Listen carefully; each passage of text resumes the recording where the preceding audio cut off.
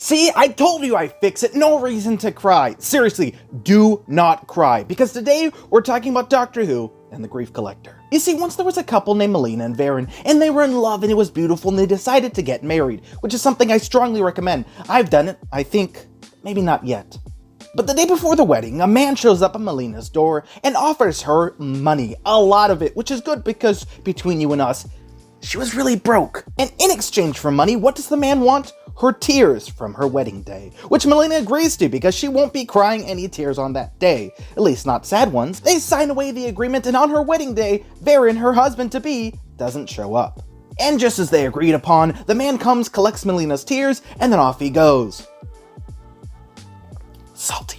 Luckily for Melina, a dashingly handsome, suave, beautiful man named the Doctor shows up and offers her some advice. It is peculiar that your husband, fiancé, goes missing on the day of your wedding when you make a strange deal with a man.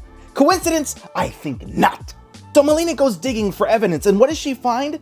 Everyone in the village has been visited by the Grief Collector, and not only that, the Grief Collector has a house in this city. So Melina decides to approach the house, and she finds, surprisingly, that the Grief Collector's front door is unlocked. And what does she find inside? Thousands of jars of tears. And not just jars of tears, but jars of people too! God, I used to be so good looking.